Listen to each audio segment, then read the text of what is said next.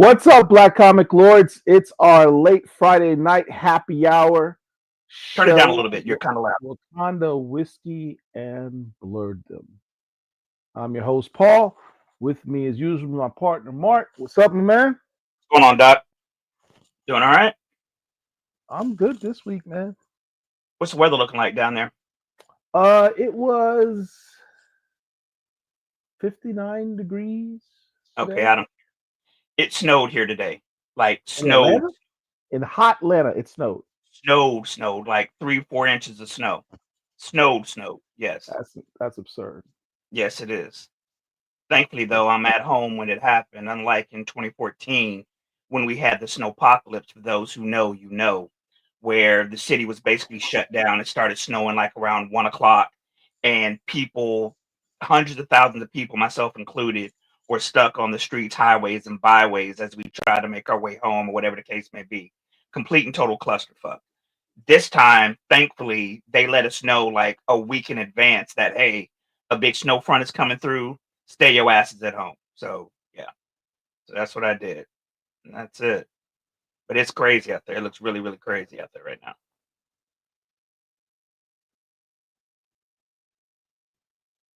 Did you freeze? Yo, Paul. I don't know what's going on, but it looks like Big Man done froze. Are you alive? I'm still here. That was weird. Yeah, it's because you cursed in the first. You can't curse in the first 10 minutes of a show, or else we're banned by YouTube. So thank you for that. Yeah, I don't know if that's true or Shout not. out to Amir. Shout out to AJ297702. Greetings.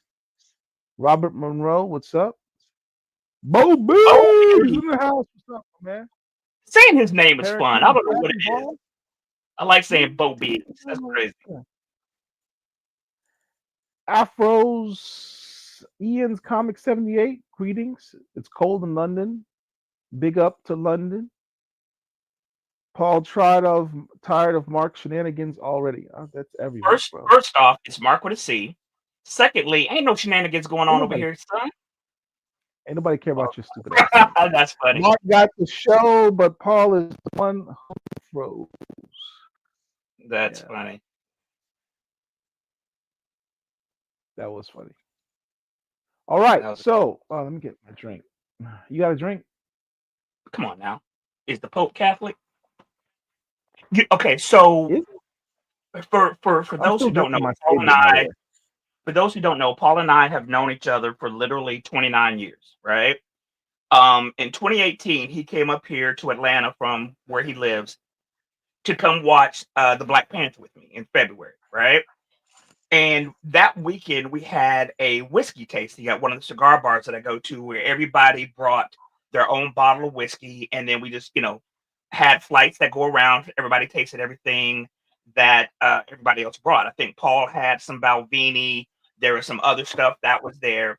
And what's crazy is the bottle that I brought was this from Total Wine and More. If I don't know if they have it in your area, Total Wine, but I think that this expression is unique to them. It's called Grainstone, and it's Grainstone that is finished in a sherry cask. This bottle that I purchased back then for like 33, $34, it might be up to 36, 37 now.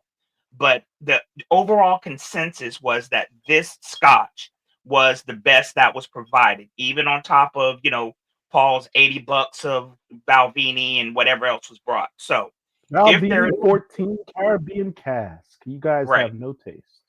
if there is a Total Wine near you, check out this Grainstone Scotch that is finished in a sherry cask. I think that you might enjoy it.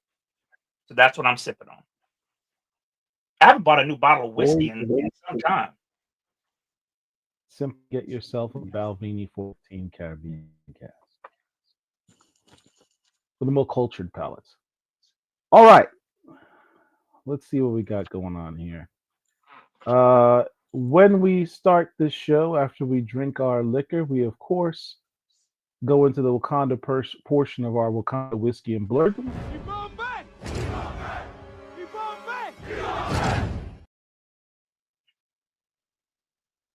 Black Panther Wakanda talk. We did have a Black Panther book that dropped this week, Black Panther Ultimate Black Panther number 12 by Brian Edward Hill and Stefano Caselli. This book, this whole series has been good, but this book was good. I think it is supposed to end the next volume of the book. If it's not this issue, I think it's the next one. But they generally do these Marvel and DC books now in 5 or 6 issue volumes. And this is the 12th issue, so that would seem to indicate this is the end of another volume.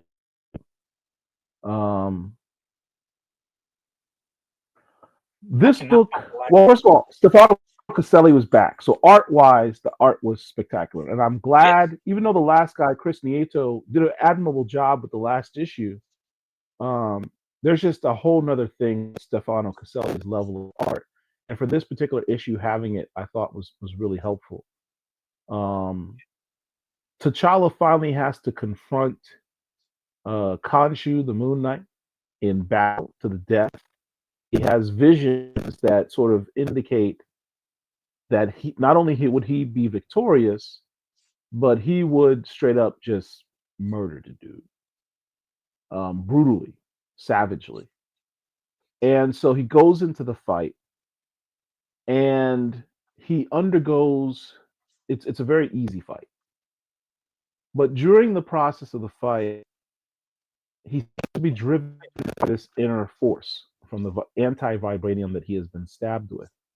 So much so that his sister Shuri and his wife Okoye are talking amongst themselves and have concerns about him and his changes that he's undergoing psychologically and in his demeanor and his decision making. And they suspect it's all due to the anti-vibranium. So they make a pact amongst each other to monitor the situation. During the fight, T'Challa loses it. He actually undergoes a physical transformation that makes him look like an actual panther somewhat. You know what that reminded me of the Ultimates 2 movie that came out in the early 2000s. That's exactly what I was thinking of. It did, but except it was done better. Because the Ultimates 2, I don't like that movie. That movie was horrible, and the way they did him was horrible as well. But let me show you some of the.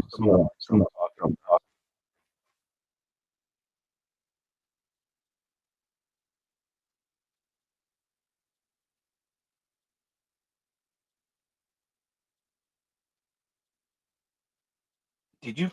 Oh, okay. There you go. This is him standing over a defeated Khonshu, bloody claws in his hands. He ripped the dude apart. Stefano Caselli's artwork looks spectacular. So hold on a second before you go further though. When the book first opens, when this issue first opens, you have this fight. Now, by the time the last issues drops to the current issues, I forget a lot of stuff, right? Because I got a lot of different things going on, and I don't necessarily remember what exactly happened. But when this book opens up, as Paul just mentioned, you have a battle ongoing. And in my mind, I'm thinking, wait a minute, what the hell did I forget? What did I miss? You know what I'm saying? But then you realize that he was kind of like in the spirit realm dreaming about the fight to come. And he's with what are they named? The Kova. What are their names? Not the Kovo Ma. What is it? I don't know what you're talking about. The lady that he's talking to. The Voodoo Khan? The Voodoo Khan. Mala of the Voodoo Khan. The Voodoo Khan. So if you guys have seen the movie 300 starring Gerard Butler that came out 17 years ago, whenever it was, the E4s, before he went off to march to the Hell's Gate, he went to go talk to those clerics or whatever the case may be. This is what this reminds me of, is that these people are clerics who are mystical in nature and somewhat he's skeptical of them. He doesn't necessarily know where their loyalties lie. And then, quite frankly, in this particular issue, he actually asks them that very question. But go ahead. No, go ahead. So he's basically on a spirit journey, and he's meditating with the head priestess, and she's asking him what he saw. He tells him. And Paul, can you bring up the images of them? Yeah. This dude's art is spectacular, and the way that he draws T'Challa is probably the best T'Challa that I've ever seen, personally. Yeah. I like the version of T'Challa in Hudlin's run. I hated the version of T'Challa in Priest run because he looked like Shaft or Shame, You gotta which get over was that. out around that time when it came out. Not Damon, but Keenan Ivory Wayans. If you saw the movie Shame with Keenan Ivory Wayans, Jada Pinkett Smith, etc., didn't like that version. This version of T'Challa, he is a strong dude. This is the best version of T'Challa, with perhaps some of the 80s versions of him in the Avengers run. That chick kind of looks like Doctor Strange in her green robes, though. Give me 1 second. I'm just doing some housekeeping there. Yeah. Now, this is the first time whenever T'Challa engages with Amala the Voodoo Khan, the high priestess, she always talks in circles and riddles. In this issue, he basically just flat out asks her, like, stop with all the riddles. Tell me what the hell is going on. What's up with vibranium? She's like, it's all good. I mean, you're about to defeat this guy. We're going to enter a whole new world, and you're finally going to do what vibranium wants you to do. Basically referencing vibranium as its own entity, right? And he even asked her, what God do you worship? I worship Boss. What God do you worship? He's like, I work for you, King. Doesn't really definitively answer the question, kind of dodges it. So you begin to suspect that she's kind of has her own agenda, and that agenda certainly centers around not the worship of Boss, but the worship of vibranium. Right. So that's kind of a shout out to Brian Hill for, the good thing about any Ultimate comic is to take the original Marvel characters, put them in a blender, shake them up, and try to put them back together different. And that's what he's done. He's taken concepts that we have 60 years of history on. Remember, Black Panther turned 60 next year. Yep. And then he reconstitutes it and gives you the same thing, but in a different light. No one's ever thought about the concept that there may be more to vibranium than it simply being a metal. Not to this level, right? Where it's actual living entity, and that's the actual God. Like, then you think about it. Why would Bast? Because it makes you reevaluate everything in Black Panther, in the original Black Panther. Have we seen? Why would Bast be so why would Bast as a god be so interconnected with vibranium? Have we seen? I don't recall. Have we seen Bast in this universe? We have not in this run yet, but they do worship Bast. Right. But we haven't seen the god yet, correct? Right. But think about it. In the 616 universe, why is Bast in any way connected to vibranium? I don't think she's connected to personally. I don't think she's connected to the vibranium. I think she's connected to that region of the world and its people, and vibranium just happens to be there. Just happens to be part of it. Yes. Well, it's interesting. I'd like to see more of some exploration of that, and I suspect Brian Edward Hill's going to get to that. Another interesting thing, a criticism people have given Brian Edward Hill is that this run seems to be moving kind of slow. That the issues are short. The issues are definitely short. Every time you get to the last page, you're like, damn, I could have used at least 2 or 3 more pages. Right. But he is cognizant of people's criticisms. Yep. A lot of people, has been a very, very, very slow burn. And a lot of people who I follow who are, comic book fans or whatever, a lot of folks just aren't on board with his vision. Personally, So, so I take no issue with it. If he wants to have, a slow build up, I have no problem with that. I like his build up with all due respect to Dr. Eve Ewing. I like this build up much more so than I did her run on the real main continuity Black Panther last year and the year before. I don't know what it is about the two, but I'm just liking this one better than hers. And both of them, quite frankly, even Dr. Ewing had more action in her book than Brian does in his, but I'm curious to see what the payoff is going to be. And I think that's what the difference is. The only issue that I have is that an underlying thread or B storyline needs to be who is the traitor.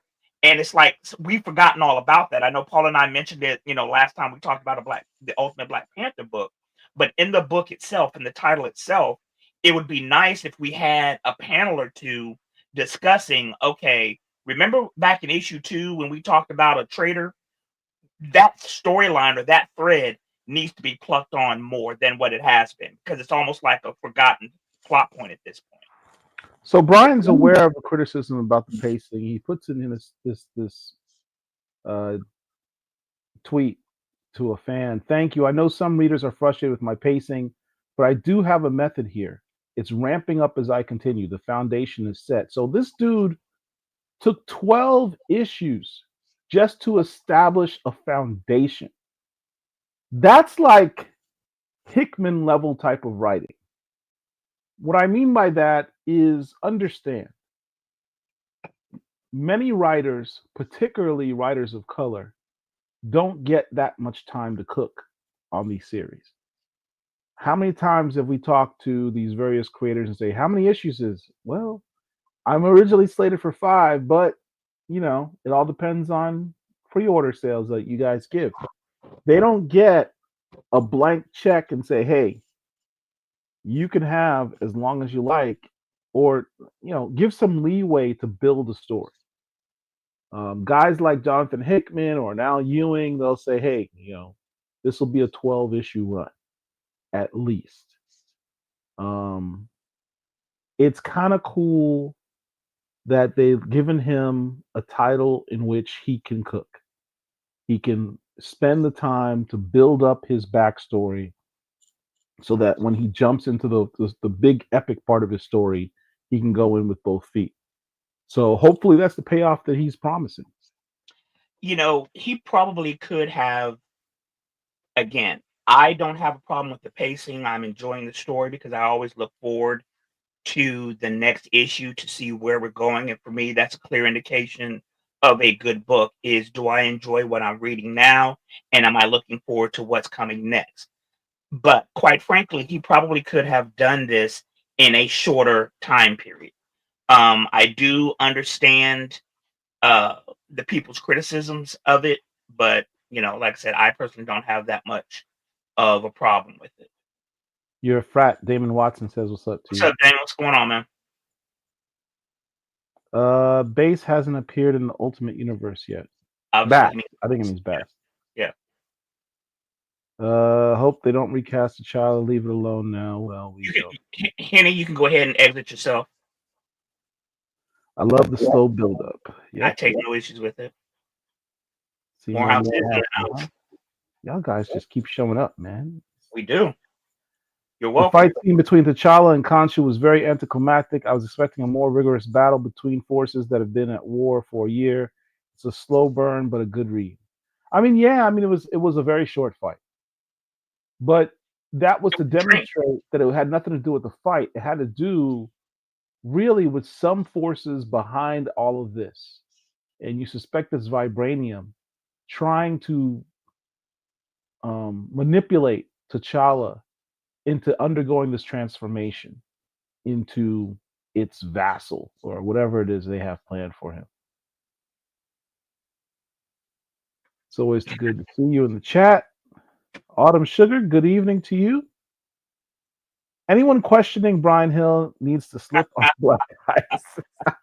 Damn, 1-100 want people to break a damn hip. Jeez, Damn, that's cold. that's funny. But yeah, I mean, I enjoyed this issue. What did you thought of the issue? Like I said, I enjoy the issue as well. I do think that the pace, he's world building. It's a slow plod.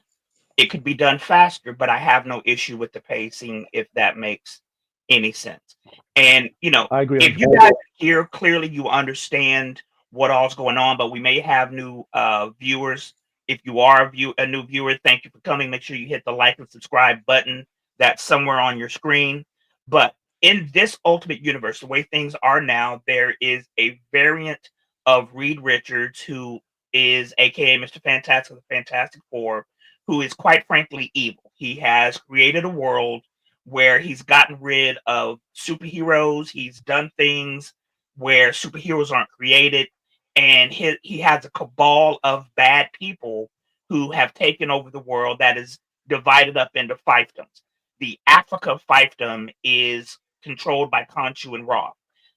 Everything is controlled by them in Africa, with the exception of Wakanda, which is why they are now fighting to control Wakanda and Vibranium. So that's the story where we are thus far. If you are not reading the Ultimates and Ultimate Spider-Man specifically, you are missing out. You need to read the Ultimates in conjunction with Ultimate Black Panther. You don't need to read Ultimate Spider-Man in order to understand what's going on in Ultimate Black Panther, but it is a very good read. And this also is this Hickman as well? What was this? Yes. Ultimate Spider-Man is by Hickman. So I do recommend Ultimate Spider-Man, The Ultimates, and Ultimate Black Panther. But I enjoyed Kevin it. asks, who do you guys believe the shadow figures are? That's a good question. I have no idea. That was interesting. Let's They show who reminded he's me, talking about. yeah. So in Thor comics, in the Marvel 616, you have the Asgardian Pantheon. Well, there are a set of creatures known as the gods above all. They are the gods to the gods. When I saw those figures, that's what that reminded me of. I have no idea who they are, but I'm curious to find out, which is why the way that Brian Edward Hill is telling his story, I find good, because I'm curious to know what's going to happen next. Yeah, I don't even have a vaguest guess as to who these people are. hmm But it keeps you interested. It definitely keeps you interested. I can't wait for the next issue. And Yo, that's what I've said for every Paul, issue of this run is I can't wait for the next issue. Paul, when you're talking, don't mess with your shirt because it messes with your microphone. Oh, sorry. Yeah, my comment on every issue on this run is I can't wait until the next issue. Correct. So that's a good place to be. Yeah. What other comments do we All have? Do right. you have any? In other Black Panther Wakanda talk, no other issues. However, big announcement made about possibly, maybe, kinda, perhaps there being a recast of T'Challa. What are your thoughts, Mark? So I will believe it when I see it. Um, let me back up and say Ryan Coogler is an extremely good filmmaker. I have seen pretty much everything that he's put on film that has been released in the theater. That includes Fruitvale Station, that includes Black Panther 1, and both Creed movies. Have not seen Wakanda Forever. He's a great filmmaker. He is not a good custodian of this particular intellectual property. Franchise. So, Yeah. so long as he is in control of the intellectual property that is Black Panther and everything associated with it, even if they recast, I have no faith in him as a creative in regards to this specific property. Not him as a director overall, but with this specific property. I'm hoping that they do bring another T'Challa back to this world, not an aged up, the Haitian bastard child, not some variant or whatever the case may be, but the actual T'Challa, son of T'Chaka. Well, that's kind of the point. So here's the thing. Rumors dropped that Marvel was indeed agreed that they're going to recast T'Challa, not in Secret Wars. They're not going to wait that long. They're going to recast T'Challa in a new Black Panther 3 film. Moreover, um, there was take that in conjunction with Denzel Washington dropping that he was going to be in Black Panther 3. Then there was also a news drop of the possible plot for Black Panther 3, in which Denzel Washington may end up playing Aurora Monroe's father in the film, and it was going to be an introductory film for Storm and Black Panther, assumably when they were younger and originally met as teenagers. That would fall in line with the concept that we now have a Black Panther in the MCU named Toussaint, TJ, little bastard kid. So when people are going, "Oh, great, we're gonna recast T'Challa. We won. The movement has won." I was like, "Did we? Did we though? They said they were gonna recast T'Challa. They did not say who, which T'Challa." Everyone's like, "Well, we're gonna finally get the Black Panther we deserve." This is the same company that doubled down because they're petty. They doubled down on the concept of killing the Black Panther in the MCU by subsequently marginalizing him in the comic books intentionally. This is the same company for no reason, in X-Men 97 decided to replace him with T'Chaka, his father. Yeah, that didn't make sense. Makes no sense. They keep making hold on. Hold on, let me finish. They keep making decisions that are inconsistent with common sense and, quite frankly, business sense on the bottom line, which is what these companies are about, making money. So I made the post, we talked about this on Wednesday. I'm not so fast to say this is definitely going to be a recast. It could very well be the T'Child, as Killmonger refers to him. And then this comic book movie ad comes out. This article says Black Panther rumor claims that T'Challa won't be recast. Marvel looking for an actor to play his son, which would seem to indicate that the recast is not a recast of T'Challa, the character or son of T'Challa. Just an older version of a recast of a different actor other than the kid, the 6-year-old kid who was in the last Wakanda Forever movie. Right. So basically, when I was trying to interrupt you, I wanted for those, you have to understand, Paul, that we may have people who watch us who have no knowledge whatsoever about any of this stuff, right? So I wanted to give context to what you were saying about X-Men 97. And for those who don't know, back in the late 90s, early 2000s, there was a cartoon known as the X-Men. It was on Fox, right?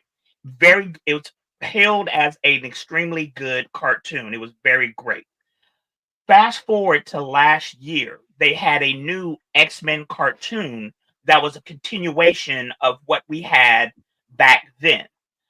That universe of the X-Men coincided with a couple of other Marvel cartoons that were on at that time, including the Fantastic Four, including Spider-Man.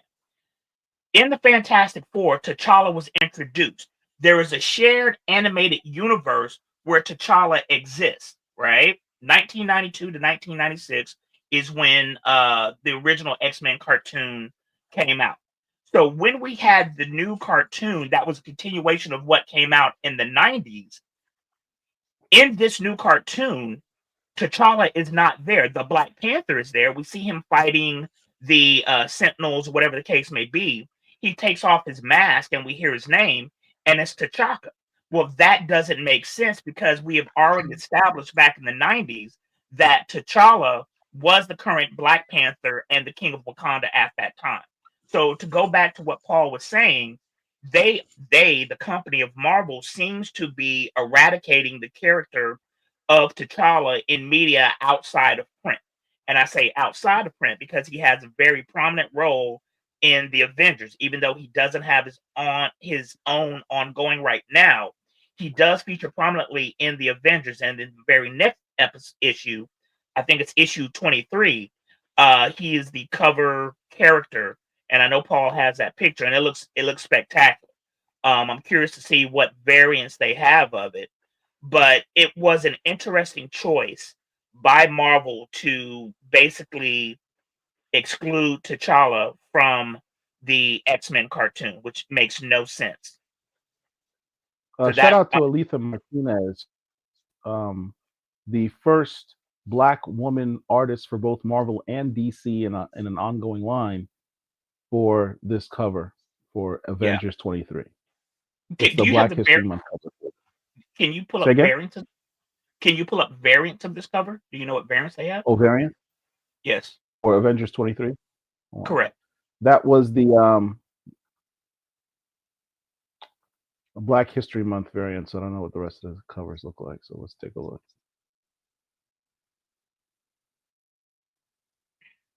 You know something that we didn't do? Last week, the first show of 2025, we didn't discuss all the people that we lost in 2024. We lost a lot of people, bro. We did. R.I.P. James Earl Jones, R.I.P. Tony Todd, and a whole host of others. So you can kind of guess what other covers we're going to have during that month. So let me show you. If they have a black and gold cover, I'm all on that. Please. Nah. All right. So here's the main cover. Wait, I thought it was 23. That's 22. Oh, you're right. Hold on.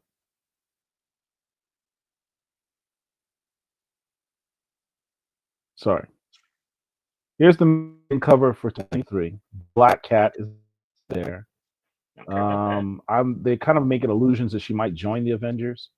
Right. Given that T'Challa's missing, they made a throwaway line in the last issue. Hey, we're gonna do this heist move in the Avengers. The perfect guy would have been Black Panther because he's perfect for stealthy heist type stuff. Right. This is right up his alley. And then she shows up. So assumably, given that Black Panther is currently in the Meridian Diadem trying to avoid his ex-wife because he doesn't like emotional attachments, she's going to fulfill his role on the Avengers in the interim. For those who don't know, that's Felicia Hardy, aka the Black Cat, who is a cat burglar, much like Black Cat over there in DC, and she's a former paramour of Peter Parker, aka Spider-Man. Catwoman, I'm sorry, yes, Catwoman. I apologize. Except she actually has powers that were given to her by the Kingpin. She has basically like luck powers. So she's kind of like Domino. Yeah. All right. So that's the main cover. Nope. Here is the Marc Brooks animated style Virgin cover. Don't like that. They're trying to make it look like the cartoons. Don't like it. I mean, this wouldn't be bad animation style if you're doing a cartoon like this. Don't like it. This is the cover we're just talking about.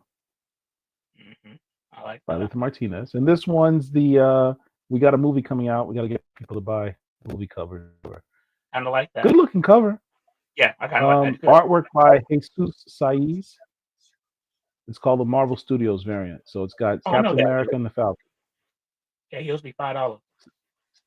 So what? You're just being silly, man. All right. So those are the only covers. So I'll probably pick up the Captain America and the Black Panther one. Yeah. What are the comments do we have? David Watson said, I need that Avengers cover. We all do. Yo, go ahead and get me one, bro. While you're at it. That issue drops February 5th, for those who asked. Okay. Is it out yet? No, it comes out February 5th. That T'Challa variant cover for Avengers 23 is hard. I must get that cover. Yep. Still that cover. Yep. Yeah, it comes out February 5th. You see what you started? I'm just saying that was wishful, Damon. That was wishful thinking. I'll try to take over the world. Black Cat is a female version of Longshot. She can alter probability in her favor. That's right. Okay. All right. So, was that all our Wakanda talk? Yeah. Well, we have kind of. If you want to Wakanda go, I issues. would prefer, listen. I would prefer we go into the Storm discussion after we get through with everything. Yeah. Okay. Sure. Yeah. Let's go into our comic book talk then. Let me switch my other reads of the week. What do you got first? Moonman #6 from Kid Cudi. We're on issue 6, and I must admit that I have been enjoying the story of Moonman, not the art. The art is very frenetic. It's very difficult for me to understand or distinguish characters and shapes sometimes the way that this dude draws. Did you use the word But phonetic? Sounds like an I SAT did. word. It is. They have to teach words like that in Morehouse? Listen, bro. Morehouse is a lot more prestigious than Rollins. Don't let us get started on that. But I've enjoyed the story. So basically, the premise of Moonman is there's a brother whose name I can't remember. I don't remember names, but there's a brother who was part of a crew who went into space, kind of like the Fantastic Four. They get powers. He comes back, and he's fighting against the corporations. Corporations are basically running the world instead of elected governments. And he's working for this particular company. I think it's called Janus. Yeah, the He has Janus company. beef with Janus, and he's fighting against them. And he has basically kind of like uh gravitational powers or something along those lines. And so he's fighting undercover as Moonman. I have enjoyed the story of speaking truth and fighting against power. This specific issue to me is not good. It flows back and forth between current day and showing how we got up to it. Kid Cudi is not doing, in my humble opinion, a good job of flowing back and forth between the present and past, telling how we got here. To me, this was so not good that I didn't even finish reading this issue. This specific issue was not good. I like the story overall, but this specific issue I am not a fan of. Yeah. The artist Higgins, if that's the same person who has been on the art all along, not a fan of his art style, because there's a particular panel where the main character is being manhandled by somebody else. And quite frankly, I couldn't distinguish between the two characters. It's like they melded into one creature. I not a fan of this dude's art at all. This particular story, I did not like. So, you know. But I overall, mean, 5 were good. As from a story from a narrative standpoint, 1 through 5 is good. But this specific issue is a dud to me. So that's all I have to say about that. yeah, this whole series is being held back by the artwork, in my opinion. Other than this one issue, and I agree with Mark on it's going back and forth between uh, the future and the Present day. past was a little difficult to follow a little bit, particularly with this artwork. It makes it difficult to follow because you can't see the distinctions between the past and the future, or the past and the present. Um, I mean, the concept has a lot of potential. It just, I really just can't get past the art. I really just don't like the Yeah. art. The art I sucks. really don't like the art. The dude draws better than anything that I can do, clearly, but it sucks. Yeah. Not a fan. Yeah, it is what it is. Kid Cudi would benefit from a different artist. They would. Somebody They like would. Kane White. This series would be a lot more successful with a different artist, I think. Yeah. Yeah. Now some of the variants that came out were spectacular. Some of the Oh, the variant covers covers. are dope. Covers. Yeah, yeah. Like Paul's the one who put me onto this book. You know, several months ago, he was sitting up here showing the different covers or whatever, and it was pretty entertaining and interesting. But the art is not good. It's just not. Yeah. But Kid Cudi, somebody said that Higgins is the writer, Kid Cudi is the writer, Higgins, I believe, is the artist, if I'm not mistaken. Yeah, I mean, I don't know if I'm gonna make it past 6, honestly. I don't know if I can support this title anymore. I got other money I gotta spend on other things. So it is what it is. What's our next book? Prodigy, Volume 3, Issue 5. Now, this is a title that should get your money. All right, so let me start. About 5 years ago at this point, Paul, my boy, who I've known for 29 years at this point, bought me a trade paperback of Volume 1 of Prodigy. To this day, I have still not finished that book. And the reason why, and I've mentioned it here in this space before, is that the character is Edison Crane. He is, in this universe, one of the most brilliant people in the world. Just think of him as Michael Holt, aka Mr. Terrific from the DC universe, or let's say Tony Stark from the Marvel universe. He is a businessman and he's also extremely, extremely intelligent. In the trade paperback of Volume 1, in one of the earlier pages, the protagonist, Edison Crane, is fighting against some dude. He just met this dude 30 seconds ago. While he's fighting him, he's telling him that when he was 10 years old, his dog ran away, his pops used to beat his mother, and just all kinds of shit that just made absolutely no sense. So I was turned off from the book, put it down, never read it again. Sorry, I will get to it eventually at some point. Fast forward to Volumes 2. Volume 2 was significantly better. The storyline we're not going to discuss right now, but that storyline in Volume 2 was very good. We're on Volume 3 right now. What we learned in Volume 3 is that Edison Crane, aka the smartest person in this universe, has an older brother who is smarter than he is. But he stepped back, checked out from the world because their father, who's probably smarter than both of them, was pushing the elder Crane boy. Well, Elijah. correct. Let me not say the eldest Crane boy. Yeah, Elijah was older than Edison. He was older than Edison, but what the information that was dropped at the end of the book, he may or may not be the eldest Crane kid. We'll discuss that in a moment. But Elijah and Edison were part of a nuclear family with their father and mother. The father pushed them where Elijah was like, you know what, this is too much stress and pressure. I don't want to have to deal with it. So he checked out of the family, ran away from home at like 18, 19 years old, never to be seen again. Edison. I'm sorry. Look at this comment by Eclectic Birdie. I hadn't thought about that. Millar is rehashing his Ultimate Iron Man and his brother's storyline. That we'll pull on that thread because I didn't realize that Millar wrote that, and I do have that. I hadn't thought about that. Yeah, we'll get to that. While I'm talking, if you can pull up those images, that's a very, very good point. But Edison is a businessman. He's extremely smart. He has a multinational corporation.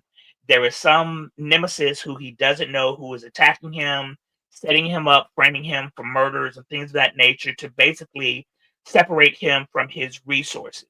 Edison goes on the run, finds his brother, tries to figure out who this person is, who's attacking him, and why. Well, in this particular issue, we figure out who the big bad is and why they are attacking him. This is going to be a spoiler. Can you throw up the spoiler alert thing? You just asked me to do something else. I only have so many. Well, anyway, if you guys are going to read product, you know what? I'm not going to give it a spoiler. I'm not going to give a spoiler. It's good, so I don't want to spoil it. But we figure out who the big bad is. They may or may not defeat the big bad, and at the conclusion of the story, we find out that their father, who they thought that they're his only kids, we find out that the father has 5,182 other kids. And you know what? That number may be off. So I want to be accurate. I always like... it's 5,812 kids. Yeah. My dyslexia is acting up. Hold on 1 second. Paul may very well be right. 5,812 illegitimate children. So he's got 2 legitimate kids, but 5,812 additional illegitimate kids from women who may or may not have been married at the time of conception. The book is good. I think that the conclusion was rather anticlimactic.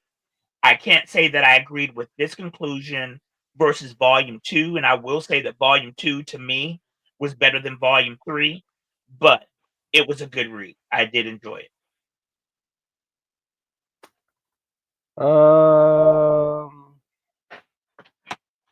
We have a black nuclear family of geniuses. The father, Whitney Crane, is even smarter than his two children.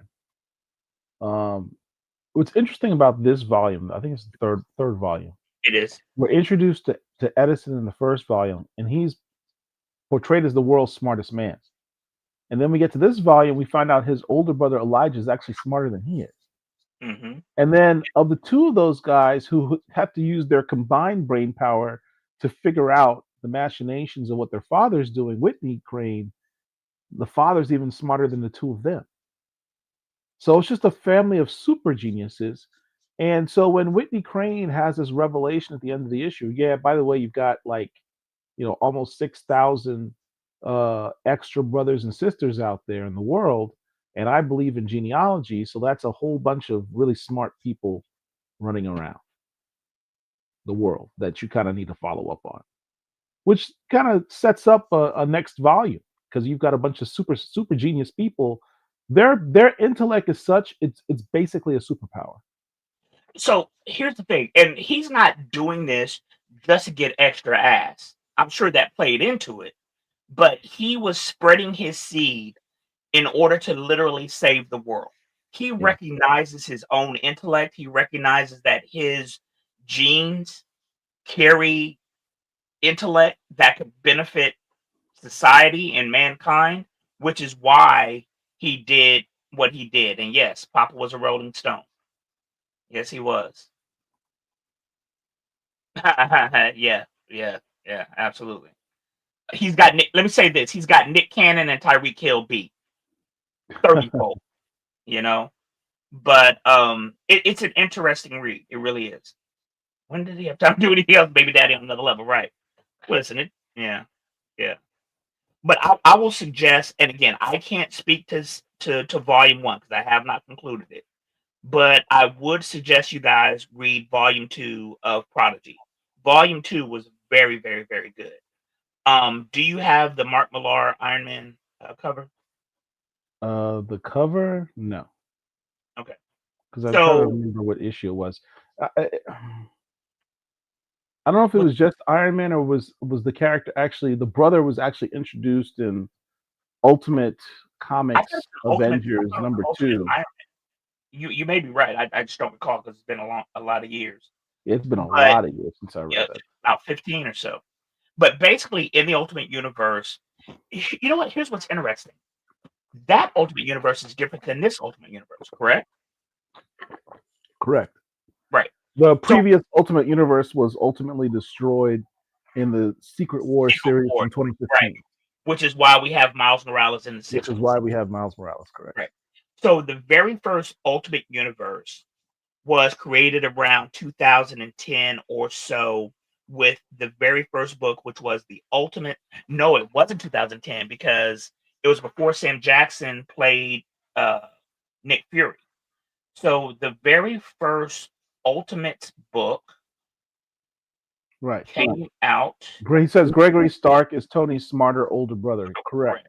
And that Correct. was in Ultimate Avengers, like issue number 2. Let me see if I can pull that up. So let's see. The Ultimates. Here we go. So the Ultimates Volume 1 dropped in 2002, so 23 years ago, by Marc Millar, right? The Ultimates, the reason why the Ultimate Universe was created was so people who don't collect, who haven't been collecting for decades, like a lot of us, could jump in on a story at a ground level. If you are new to comics and you go in and you see Batman 463, you may not want to purchase that because you're thinking, my God, I don't know what happened in issues 1 through 462. So the Ultimate Universe gave you a jumping on point to this type of universe where you have the same characters but viewed in different ways. The Ultimates was the very first one, and then you had the Ultimate Avengers, etc., etc. That version of the Ultimates went away, as Paul said, during the most recent iteration of Secret Wars, which was in 2000 and what, 10, 12, something like that, 15 maybe.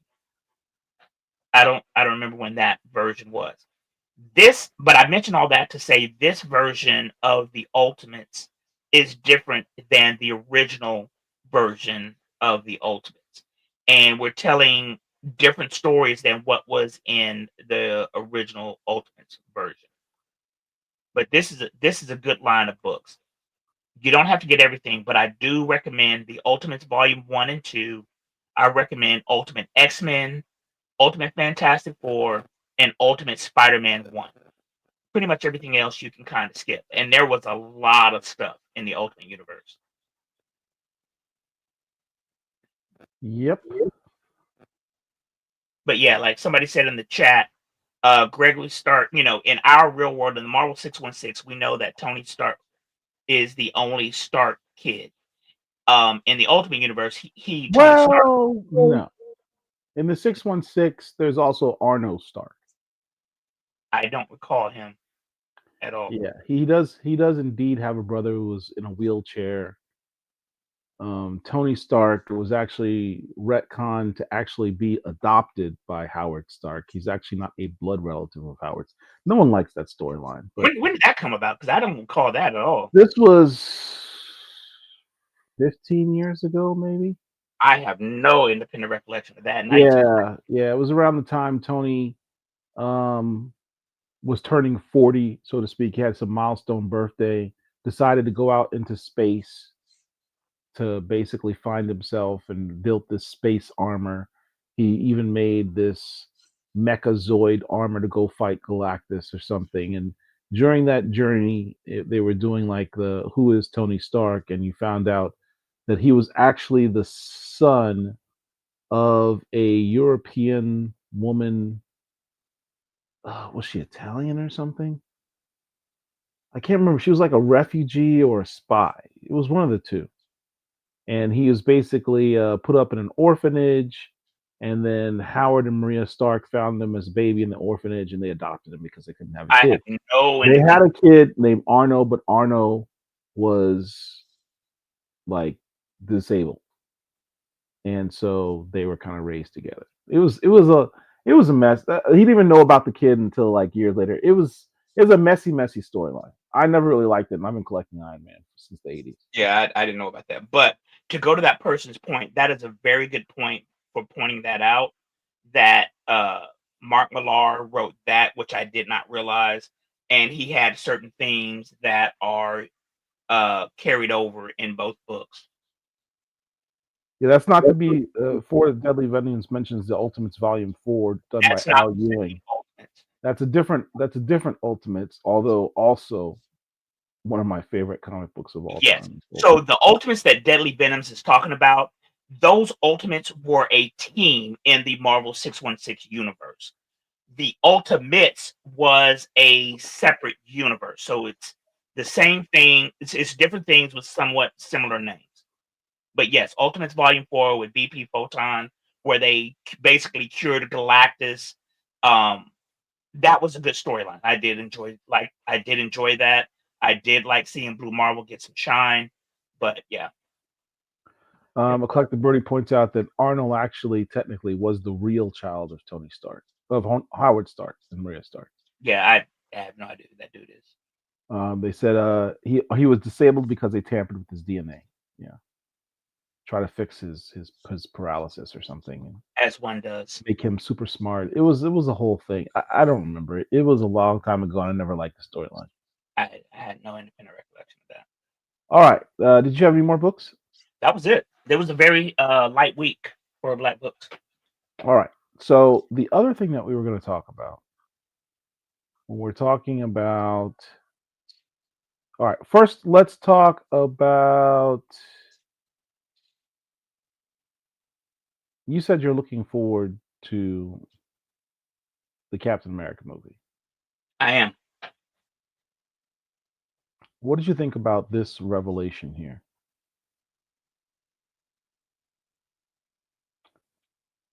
So this is a clip from the movie So what they've declared is that um, Sam Wilson's wings that he got from Wakanda in the Falcon and Winter Soldier television show also incorporate the kinetic. They're built out of vibranium. They also incorporate the kinetic absorption powers that the suit that T'Challa had that he got from his sister Shuri has. So you see the little purple glow on his wings when he's thrown by the Hulk into this car because the wings absorb the kinetic energy, so makes them a little bit more not indestructible, but certainly sturdier to attack.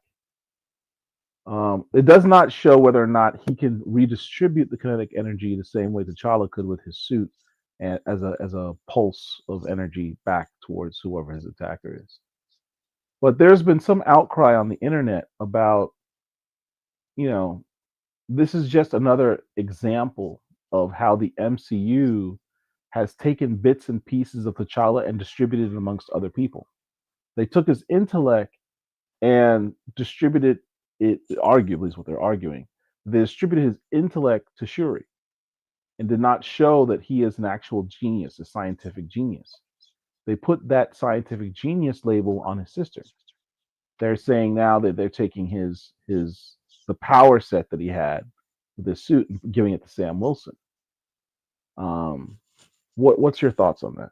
Well, the first time I saw this is when you sent it to me in the DMs, and I didn't know what the purpose of it was. And seeing it now and hearing your explanation, I mean, who cares? I mean, we understand what the properties of vibranium are. He's got a vibranium shield. He's got vibranium wings. That comes the wings specifically come directly from the source material. So I take no issue with it.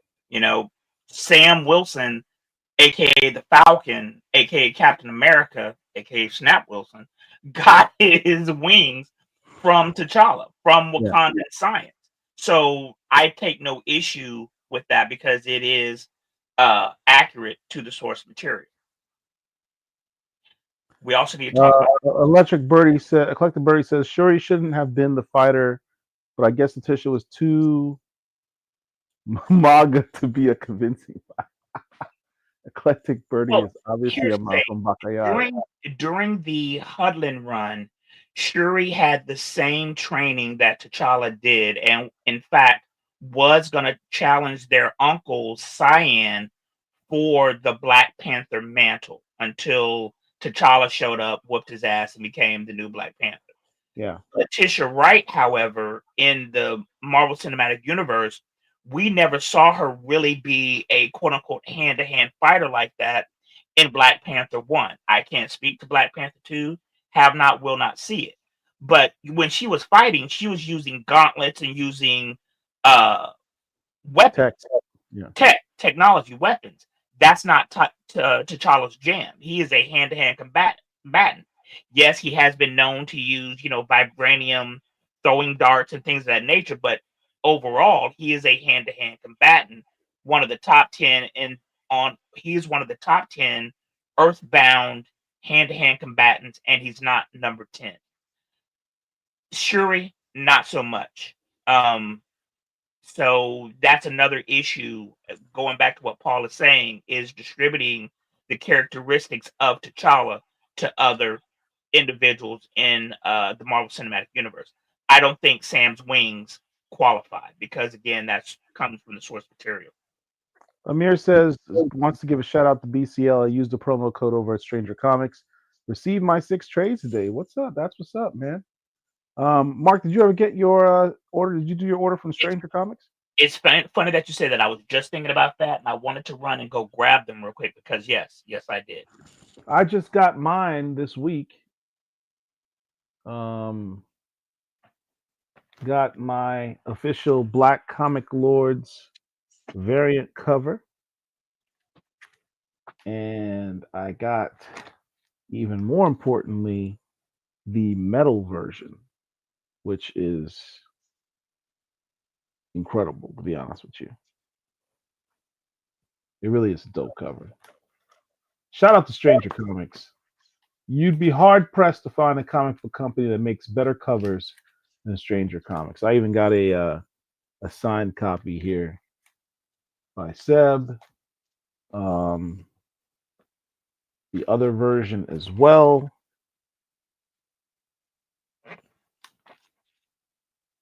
Along with Tales of Asunda, Assessa. I think he threw this in there for me. Appreciate that. So The Paul Unseen is a Killing Floor. And then the creme de la creme, Untamed #1 signed. This is the very first Stranger Comics comic book, the original, signed by Seb and the artist. Definitely in my tops of my collection right there. Appreciate that. Shout out to so Stranger Comics. so here are mine from Stranger Comics. I've got Tale of Asunda. I don't know what number it is because I can't see it. I've got this. I've got the Untamed.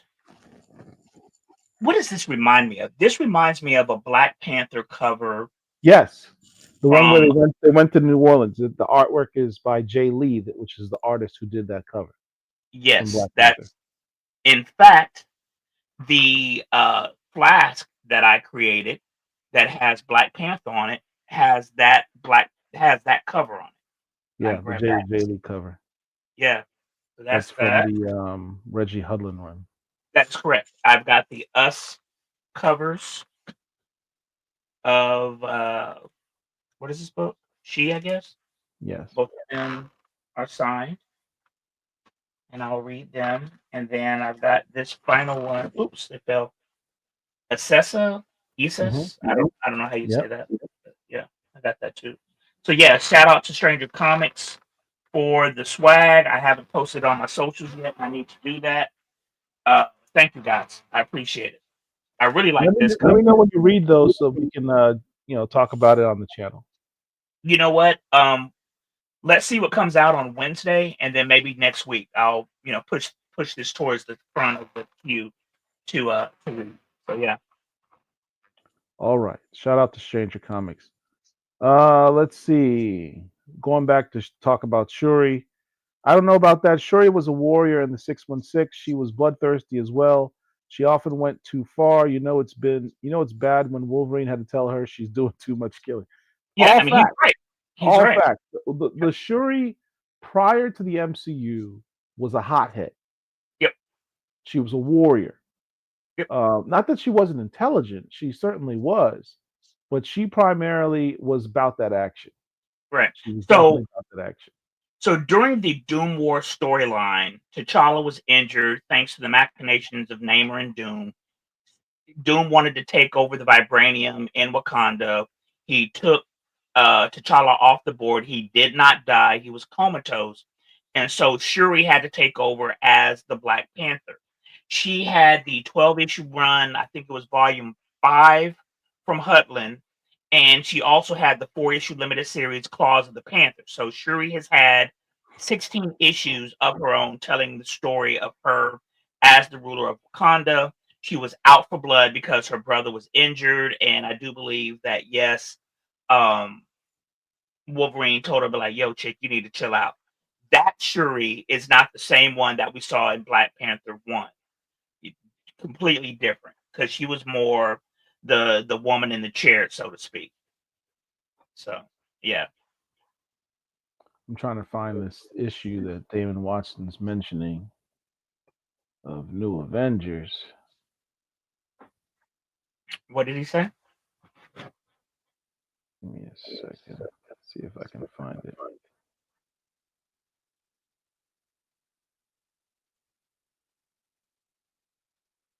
Must have been the previous. I thought I just saw it. I'm sorry, everyone. It's such a dope cover. I know which one he's talking about. I actually own the issue. What did he say? I didn't see it. Oh, sorry. Let me pull it up. I love that New Avenger #1 cover featuring the Illuminati shows in one image who the Black Panther really is. That's the red, like kind of like a red and black cover. I think Let me show you. he's talking about from back in the day, correct? Yeah, from back in the day. Yeah. That was the volume that had the incursions and all the other good stuff.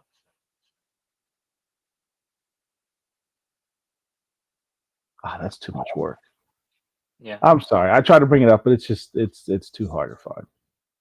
There's like different volumes for New Avengers. It'll take me 10 minutes to find it. But I know exactly what you're talking about. It was by Steve McNiven, maybe. Probably easier for me to find on my phone. Yeah, I was just thinking that, like, if you go to the CLZ app, and pull it up. So there have been different iterations of Avengers. Recently, there have been different volumes. You've had the Avengers, you've had the Secret Avengers, you had the Mighty Avengers, and the New Avengers. And New Avengers Volume 1. No, that's not that one. That It's Volume 1. Volume 3, Issue 1. Let me show you what it looks like. Yep. This is the cover that he's Well, talking. that's one of the covers. This is the cover that I have in my collection. No, what he's talking about. Okay. Gotcha. Featuring the Illuminati. Yeah, gotcha. Understand. T'Challa's there holding the world in his hand. He's at the center of it. For those of you who don't know, New Avengers Volume 3, Black Panther was kind of at the core center. You would arguably be the leader of the Illuminati. And that was literally a Black Panther run. It was basically a Black Panther and an Avengers run. That's what that run was. That came out in 2013. Little known fact, issue 18 had a variant by Christian Ward, which was the first appearance of the Black Panther known as Mamadou Fall. So that's the first appearance, and that's his first cover appearance as well. That particular Black Panther. Yeah, I don't have that at all. It's not the reason I pointed out because it's not an easy issue to find. And yes, I have it. So all right, Eclectic Flirty Niche. Avengers Earth's Mightiest Heroes cartoon definitely showcased T'Challa as a hand-to-hand fighter. Absolutely. Right. That was his first scene, was kicking all the Avengers' ass. Mm-hmm. Damon Watson, I love that BCL cover. I got both metal covers. They were black and gold, so I had to do it. You can go ahead and get me one if you want, Damon. You guys are obsessive. Stranger consistently has the dopest covers. These are facts. Yep. I got mine. I didn't get the metal one. My Fetty was on the injured list. I have that too. Something about that cover reminds me of the X-Men cover with the White Queen covering Scott's eyes. I don't remember that one. Ultimate Black Panther gave us that Warrior Shuri back. This version, yes, because she kicked Okoye's ass in like issue 3 or so. That cover with Emma covering Scott's eyes, I think that's by the late great John Cassidy, if I'm not mistaken. Feels like the Ultimate Black Panther spy storyline is a slow burn. They've forgotten. I'm gonna be honest with you. It seems like Hill forgot about that storyline because it has not been mentioned in like 8 or 9 issues. No. Damon says, I'll look for the book. Oh, I just found it. Yeah, he found it. Steve Epting was the artist. We got a super chat. King Sigma. Thank you very much. Our first super chat of the night. Appreciate it.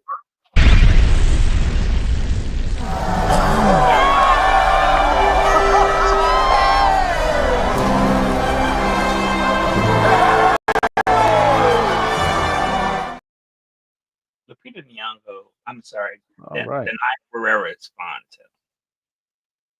too. Okay, so basically what you missed is everything, man. Now The Walking Dead's done. What is she up to? I haven't seen her in anything in a while.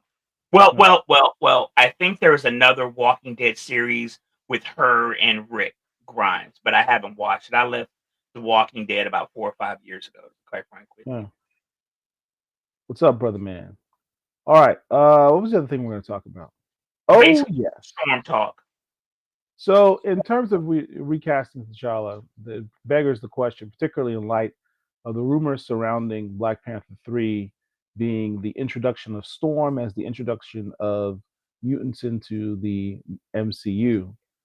Who's going to be played? Who's going to play Storm? Who's going to be cast as Storm in the MCU? There's a lot of rumors. One I dealt with on our show recently was the idea of what's her name? The woman from Wicked, Cynthia Erivo. Cynthia Erivo as Storm. She's a very attractive woman who can act. I And feel a butt coming. no, there is no but. She's very attractive. Here's the Niche- mock-up. Right. She's very attractive. She can act. The issue with her being Storm that a lot of people, specifically in the I already Black, know what you're gonna say because I said the same thing on Wednesday. have about her is that there are comments attributed to her that seem to be anti-Black American. So a lot of American Black folks don't fuck with her at all. For me That's not where I personally, thought you were going. okay. Two things But about her. hold on. But for me though, again, she's a very, very good actress. I've seen her in a lot of things. Very good actress. For me, she doesn't fit the criteria to be Storm because she is extremely short. She's probably like 5'2", 5'3", Right. and I personally would prefer an actress of a more darker hue. She's a brown skinned woman. She's a beautiful woman normally, but she's a little bit, just a smidge lighter than what I would want to see that actress. Yeah, I disagree. I don't think she's that light at all. She's I didn't say she's clearly. light. She's just lighter than what I would want the actress to be. I think she's dark enough, but the height thing's an issue. Also, her age. She's like 37. Ideally speaking, plot wise, if they're going to do this introduction of Black Panther 3 with Storm and T'Challa meeting when they were kids, that's when they were teenagers. Especially if you're going to use Toussaint, which is not my preference. I'd rather have a brand new actor who's an adult, be that as it may. If they're going to do that storyline, you need someone who's young. She's 37, so you can't be playing a 18-year-old girl. That just wouldn't make any sense. And you want an actress who's young enough who can be in the franchise for a good 10, 15 years. So you, ideally speaking, find an actress who's 20 to 25. If they're going to ultimately introduce the X-Men into the MCU, I would think the logical thing would be to introduce the X-Men as part of the Xavier School, which would make them students. Even though when Storm was introduced in Giant Size X-Men #1, she was around 20 or so. You still need an actress around that age, 20 to 25. So she'll also be in the franchise for a good 10, 15 years. So Cynthia Erivo is just not that. Here's the thing. The X-Men have been introduced in the MCU thanks to Doctor Strange and the Multiverse of Madness, as well as the Marvels. We saw Beast, we saw Binary, played by the fine Lashana Lynch. So they've kind of been soft introduced. I do agree with Paul, though, that if the X-Men proper Scott Summers, if you're going to have an Angel, if you're going to have Jean Grey, etc., my preference would be that they go younger, teens, late teens, early 20s. And Paul, I sent you this picture, but there's an actress by the name of, what is her name? Hold on, give me a second. Laura Kariuki.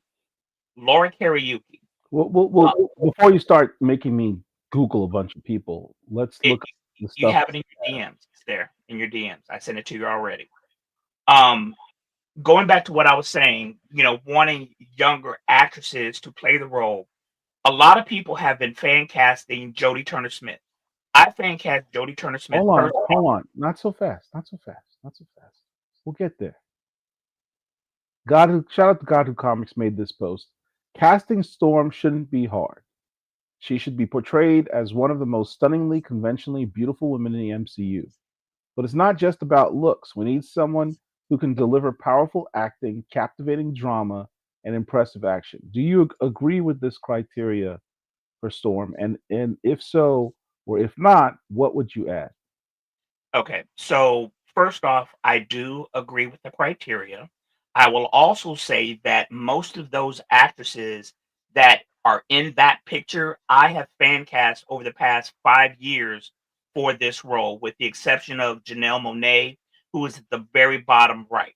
I wanted Janelle Monáe to be in the MCU in Black Panther movie as Monica Lynn, who is one of T'Challa's love interests. In the comics, T'Challa has really had three love interests. He has had Storm, of course, Monica Lynn, and that white chick who was in the Priest run, who he met when he was in college, who was Everett Ross's boss. I can't remember her name right now. Nikki Lynn. Was it Lynn? Because It that was was Monica. It was Nick. It was Nikki something. Okay. I'm gonna Her call her first name. because she was a white chick. I, Or technically, you also had the Wakandan I'd say, ambassador slash spy from Volume 2 of Black Panther, the 4 issue limited run. oh, I don't even remember that. I haven't read that in quite some time. Yeah. But most of these actresses, I personally have fan cast, so they're not, for me at least, saying anything new or saying anything that I haven't said myself. The only person who doesn't make sense is number two, because my understanding is she was already in Black Panther as one of the She was in Wakanda Forever as one of the Dora Milaje. right. So you could just go ahead and scratch her out.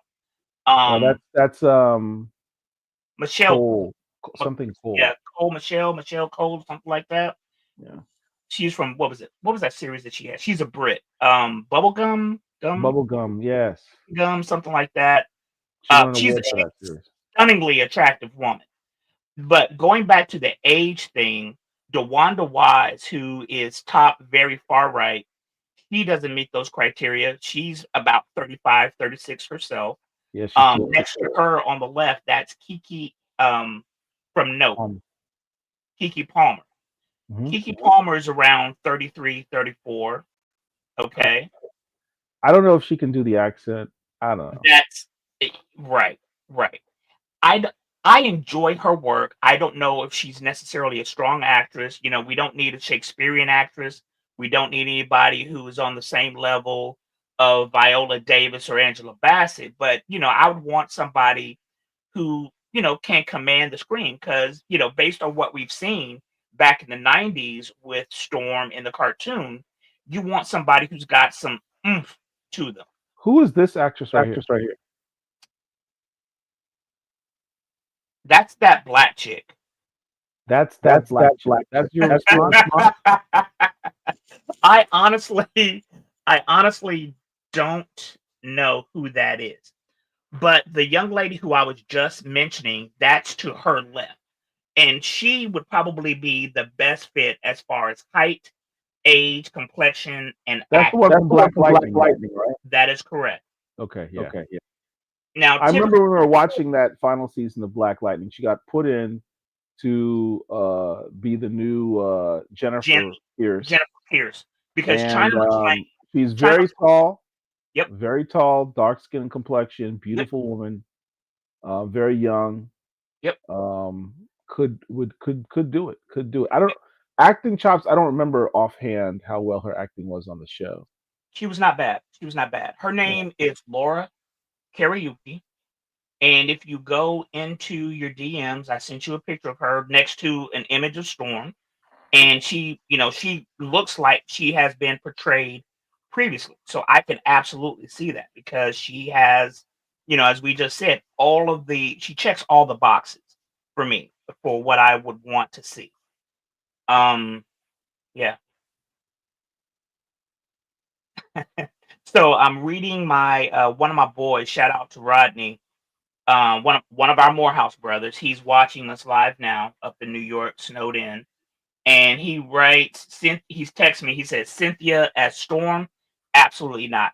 Nobody likes that decision other than her and Bo DeMayo. Bo DeMayo, who helmed the previously discussed X-Men 97 on his own Twitter page, said that he likes that decision. So that right there is Jodie Turner-Smith.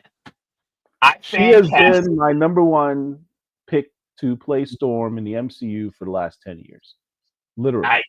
that because she just became popular over the That's past 5 or absolutely 6. not. No, it's true because the first series I saw her in was The Last Ship. She You know played what? a I take that mercenary. back. I apologize. You're absolutely right. You're absolutely right. She was in I've the been last. talking about her for 10 years. I've been Right. saying this woman would be perfect to play Storm. So right now, Jodie Turner-Smith is 39. So based on the age She's thing, aging out. Yeah. she's aged out. I've been She doesn't fan. look she doesn't look 39, but she's definitely aged out. Here's the thing. The first time I saw Jodie Turner-Smith was in a series called Jet. And based on her physical appearance, not really paying attention to her acting, I'm like, oh, that's Storm right there. Then I saw her in Queen and Slim. That movie was ass. I hated that fucking movie. That movie sucked.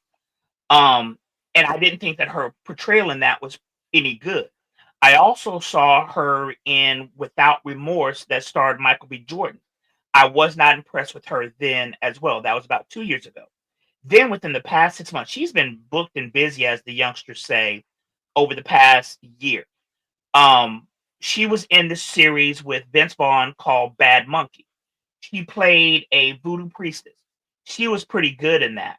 Right now, she's in a series that we're going to discuss later on called The Agency, and she is very good in that. So, from an acting standpoint, I'm doing a 180 as far as what I think her abilities are. And I think that she probably could pull it off. But again, based on what Paul and I are saying as far as age is concerned, she's aging out because she is 39 right now. But somebody And mentioned Coco this is Jones. her on the Yeah, agency. right. We'll talk about that here in a minute. We'll talk about that in a minute. But somebody mentioned in the chat Coco Jones. Coco Jones is fine. She plays in Bel Air now, if I'm not mistaken. She And is.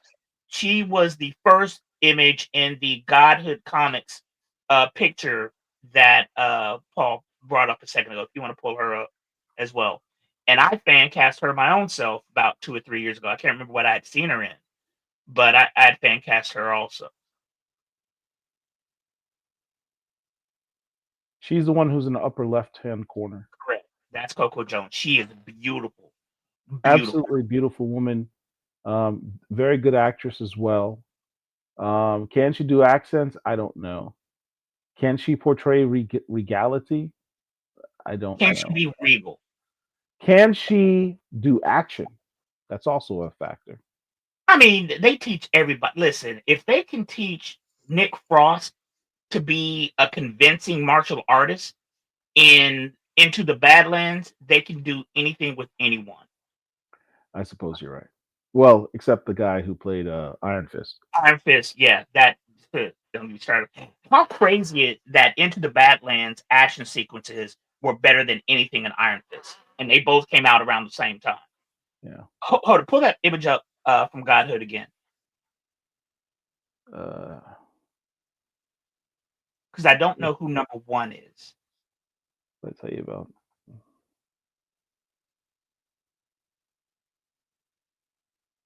Okay, can you make that bigger? Not really. Okay, so I don't know who that is in image one, and I'm not sure who that is in image 3 on the bottom. This right here. On number 3, that's a chick from Titans, isn't it?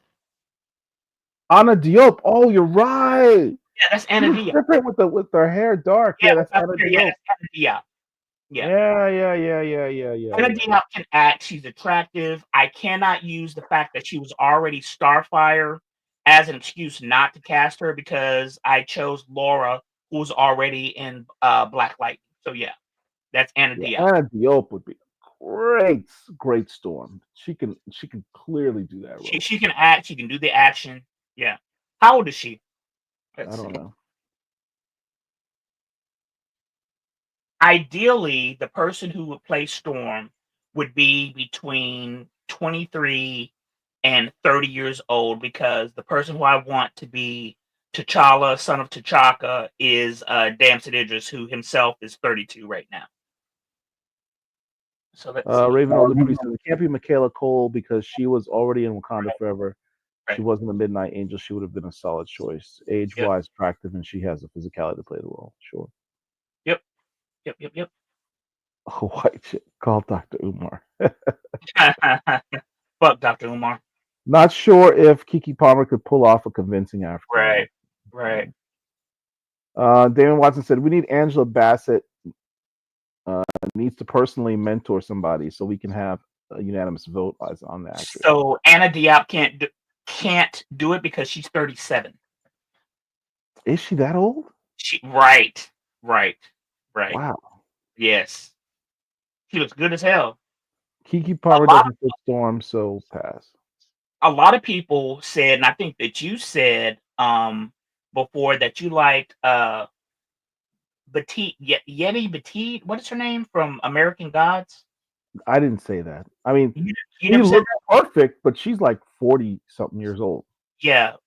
I thought you had said that previously, but a lot of people back in the day. Yeah, you're right. If I said that, I said that like 5 years ago. But she's clearly too old for the role at this point. Pull up some of the go to the DMs if you would please, besides the Jodie Turner Smith, and pull up some of the other images that I provided to you. Don't cancel me, nerd. Anna Diop really did sell me on Starfire, so I'd love to see her in this. The chick who played her sister, whose name I do not know, was also a good actress. Absolutely. The one who played Blackfire could also be in the role. Correct. Depending on what her age. What direction are they going to take once Storm is cast? Now, that's what we talked about. Is the rumor is they're going to introduce her, with that walkabout storyline between Storm and T'Challa. So that would make her a kid. Yeah. Bo has gone full weirdo. Bo is a weirdo. I think he's always been that way, and we're just now discovering it. And yes, he was born in 88. No, not 88, but what year was she? She sure as hell don't look that old. I don't know which actress that. Anna Diop. She was all right in Acolyte, referring to Jodie Turner Smith. Yes. But yeah, Anna Diop is 37. Yep, she was born in 1988. I know Nicole Bahari as well. What's wrong with Nicole Bahari? Oh, okay, so listen. Nicole Bahari, she's too short for this role. Let me just say that. But Nicole Bahari should be a bigger star in Hollywood than she actually is. Nicole Bahari, for those who don't know, starred in a series called Sleepy Hollow. She was one of the two main leads. Around season 2 or 3, they basically killed off her character in a series where she was a star, and she's kind of been bouncing around here and there. That chick is fine, and she can act. She played Chadwick Boseman's wife in the movie 42. Oh yeah. Nicole Bahari wasn't she dating Michael Fassbender? Yes. Michael Fassbender, aka Magneto, who we're going to be discussing here in a moment. She was also in Honk If You Love Jesus. She had a very minor role in that. If you have not seen that movie, Honk If You Love Jesus, you got to watch that movie. You got to watch that. I don't know where Disney girl, so she has an inside track. Okay. I don't know where she comes from, but she's fine. Coco Jones is fine. Aha. The royal actress definitely needs a knife training. Absolutely. Right. They're trying to teach white people martial arts is not as easy as teaching white. Okay. Well, here's the thing though. I disagree with that because again, I mentioned Nick Frost. Nick Frost is the half of the Simon Pegg guy because he was in Hot Fuzz. He was in Shaun of the Dead. He's the fat, portly guy, right? He was in Into the Badlands that came out about 6 or 7 years ago, and they made him a martial artist, and he was convincingly a martial artist in that, based on camera angles or whatever. And he did better in that than Finn Jones did in Iron Fist. So, yeah. Anna Diop is 36. Don't forget Janelle was in Hidden Figures. She was smart. Well, and I saw her Louisine video, so I know damn well she has the Lars. And she does strike me as naturally aristocratic. Look, she's a good actress. Yes, she's just too short. Says she's too short and too old. She might be too old at this point. Yeah. Yeah. If they decide to go with the younger Storm storyline, you have Correct. to bear that in mind. A lot of these actresses we're talking about are just too old. Yeah. She's way too old, but not as far as the look. Kenya Moore in her prime was perfect. Sure. Or can you Yatidi Badiki is 44 this year. Way Yep. too old. Way Way too old. too old.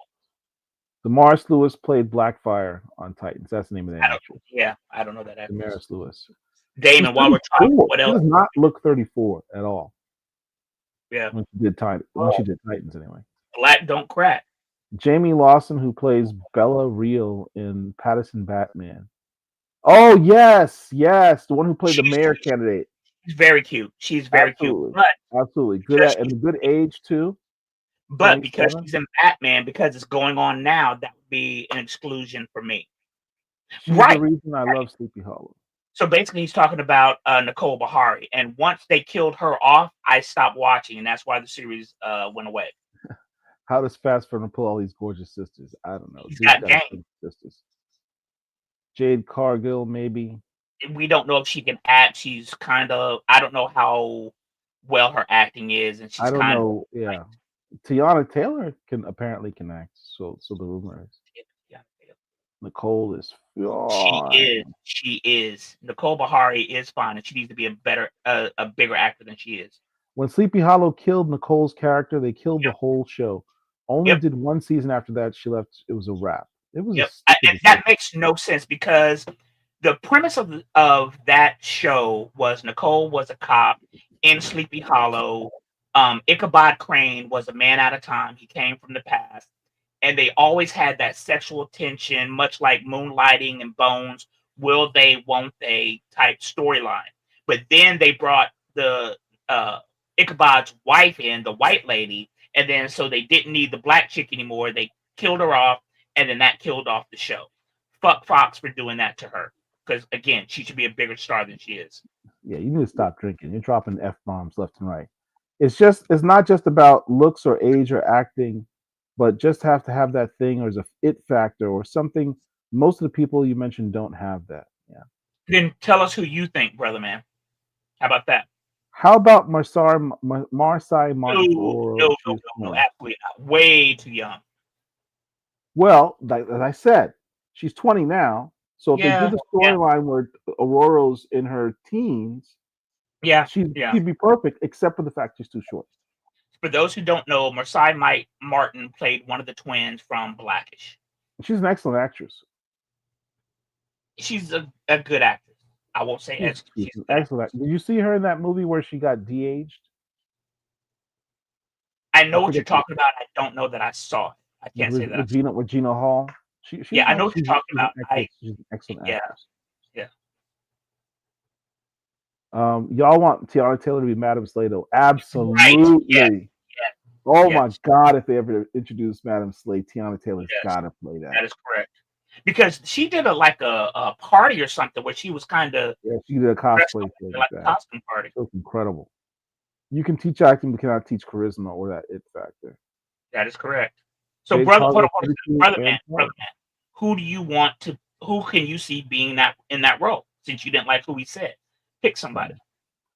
Marcy is tiny. Yeah, absolutely. Correct. Hold on. Let's go to the pictures you keep. Oh yeah, that's what I was trying to say. Yeah.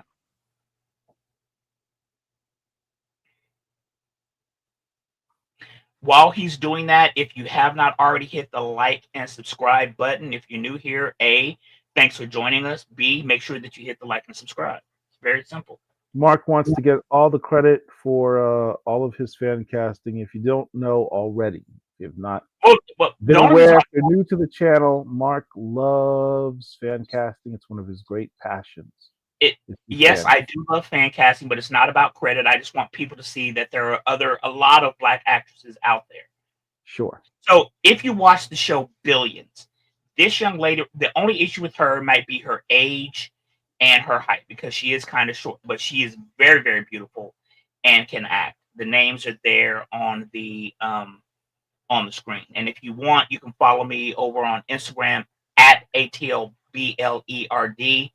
I have a lot of fan casts for Storm and other superhero characters, her being one. I just can't remember her name off the top of my head.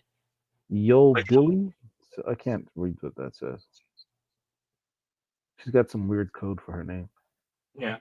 Okay, what's the next one? That chick. Let me just go ahead and pull it up so I can. Watching Self-Made, and there is this gorgeous actress on there named Mona Roore, Moana Traore Yeah. is her name. I think someone else in the chat mentioned this actress, Moana Traore. Well, she looks good. Yeah, she does. How's her acting on this She Self-Made? was good. She was very, very good. Self-Made was about Madam C.J. Walker. If memory serves, and I watched that about 3 years ago at this point, but I want to say she was Madam C.J. Walker's lover, perhaps. I don't Are you doing remember. the one with Queen Latifah? Queen Latifah wasn't No, she played a that. different thing. It was what's the chick from The Help? Hold on. I thought she was the star of that. I'll tell you here in 1 second. Octavia Spencer. Yeah, it was Octavia Spencer, not what's her name? Tiffany Haddish was in it. Yeah. Blair Underwood played Madam C.J. Walker's husband. Yeah. Yeah, I don't think I saw that. Her name is Moana Traore. It doesn't say how old she is. She was also in a series called The Porter. If you can find The Porter, you Oh, got the Porter. I remember the Porter. That was a great series. that was a great series. It only lasted 1 episode. She was in the Umbrella Academy. I don't remember her from that. No. Okay. I do not. Yeah, but All right. she's a good actress. So who else? Next one. That's Kiki Lane, right? Yeah, Kiki Lane. Lane. She's a fan favorite. She has the height, she has the complexion, she has the acting chops, Yep. and she can do action. Was she in the Old Guard? She was. Yeah. Mm-hmm. She was. She has all the she checks all the boxes. Well, let's see how old she is. Well, because we've been talking. She's definitely under 35, and she looks like she could play younger. Let's see. Kiki Lane was born in 91, so yeah, she is. Yeah, she is. She's moving up the list based on criteria alone. Do you think that she could do the accent? That's the question that I have. I think so. I think so. And when we say the accent, most of us, myself specifically, when I say that it's formulated on the X-Men cartoon and the fact the character was basically, even though she was born in America, she was practically raised in Africa. So I would expect some type of Africanized accent. So Halle Berry, bless her heart, she had it for like half a scene in episode 1 of X-Men, but that shit went away later on. You're just cursing up a storm. What is the name of this actress? She looks a lot like Lauryn Hill from back in the day. Yeah. What was that movie with? Oh my God. I just saw her in a movie that I walked out of. Who's the guy who directed New Jack City? Who did direct New Jack City? I'll tell you. Hold on. And he starred in it too. He played in Solo. Geez, his dad is an actor too. Why am Yeah. I Mario Van Peebles? Yes. Thank you, Jesus. That was going to kill me. So Mario Van Peebles had a movie that what it was. Okay, so back in the day, in the 90s specifically, Mario Van Peebles was that dude, right?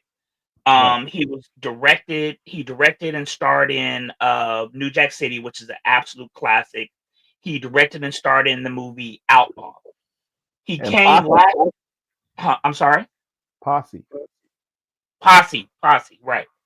So last year he had a movie called Outlaw Posse. Went to go see it to support the brother.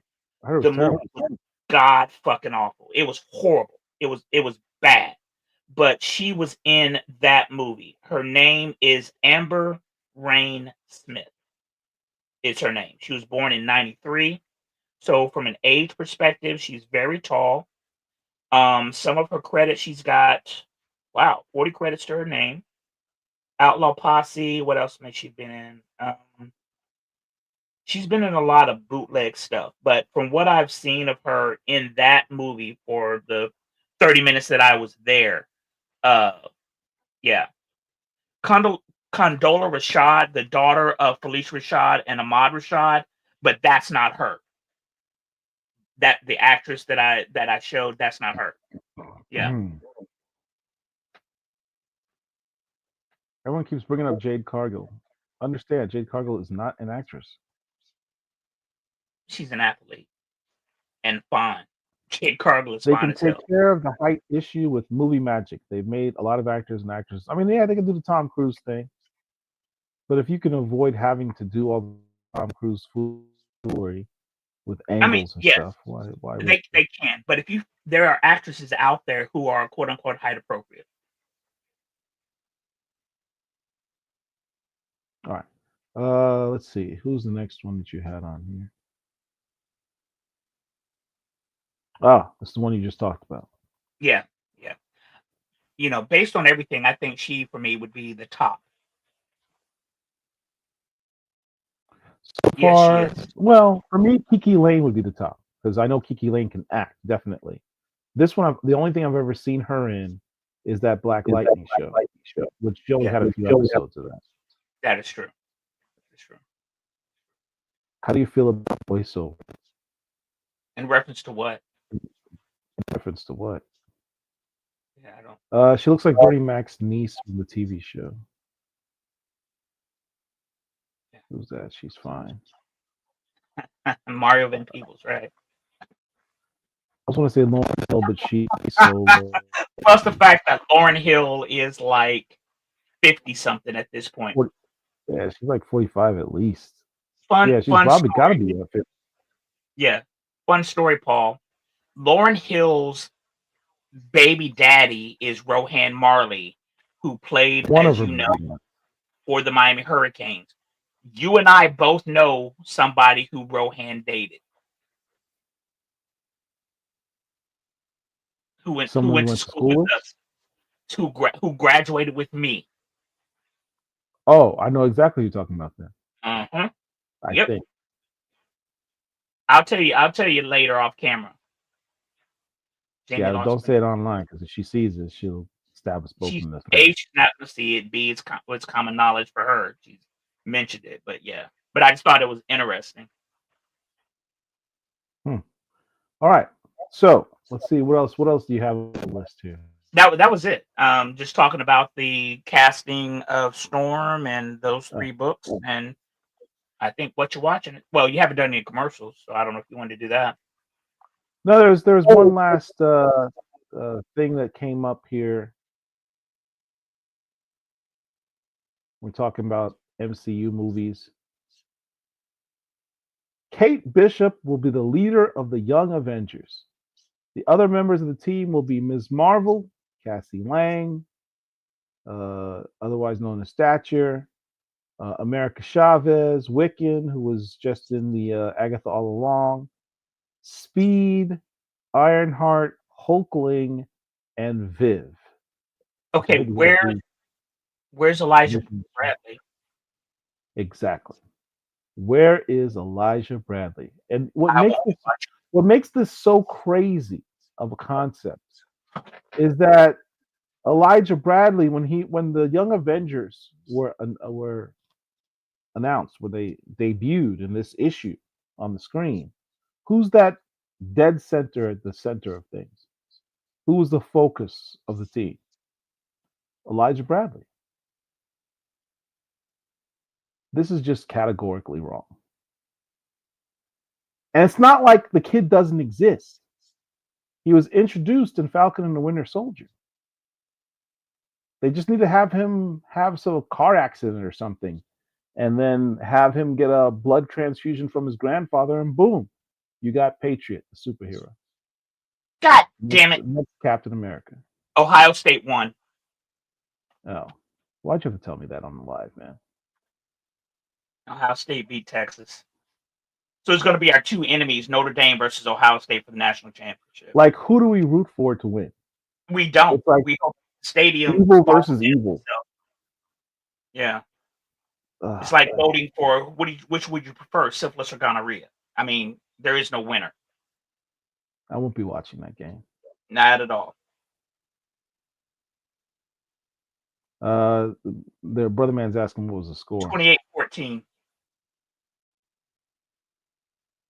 It was tied like 10 minutes ago.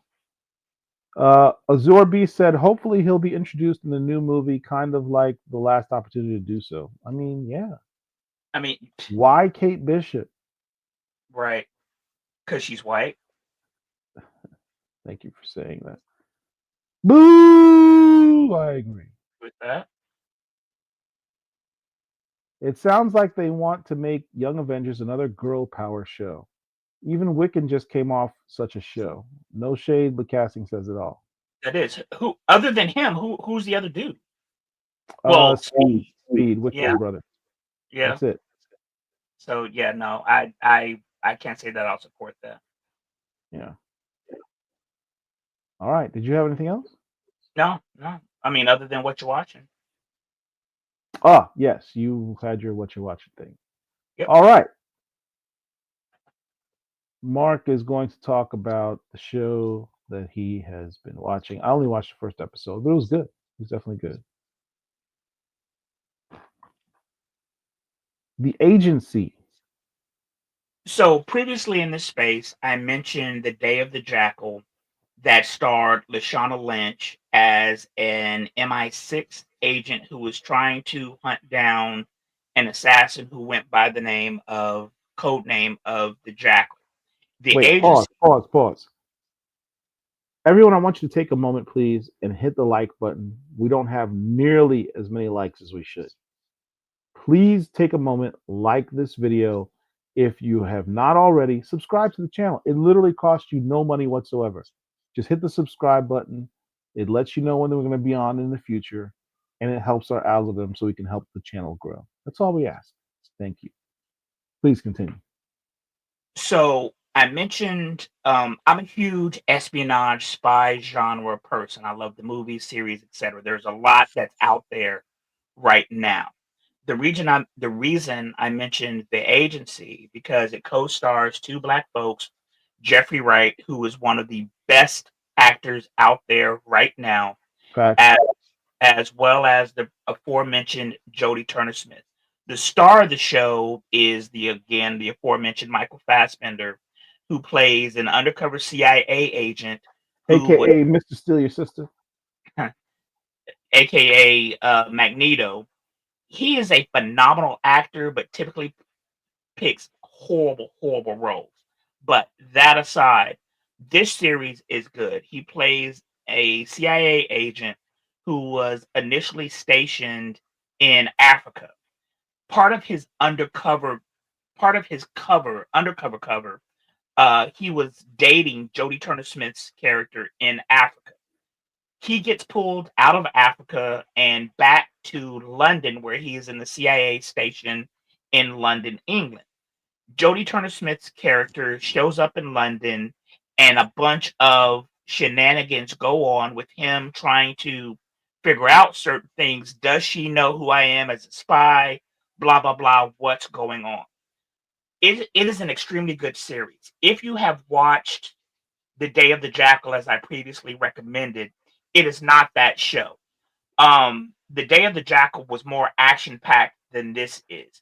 This one is more cerebral. It is more undercover, trying to figure out who's doing what's going on. It is very good. And there is a particular scene in episode 3, I want to say, with Jeffrey Wright, and you can just tell why this guy is a good actor. If you want to see good acting, pick anything that Jeffrey Wright is in, and that's it.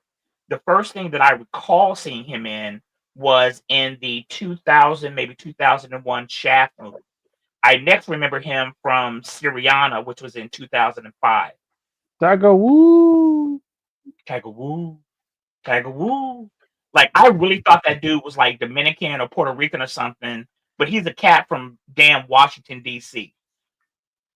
I'm huge on acting. I'm a movie buff. I'm a movie aficionado. That's why I'm always very critical about actors and their performances. This brother right there can act. Jodie Turner-Smith in this role can act. You see Richard Gere in the third picture on the screen. He plays the station chief who is in charge of Europe or something like that. no, he is the station chief for London, for England. And Michael Fassbender is his subordinate. Jeffrey Wright is over him. It's a good series. It is not action packed. So if that's what you're expecting, this isn't that show. It is not like The Day of the Jackal, as I previously recommended. But this is a very good show that has 2 black stars in it, and I do recommend it. Yeah.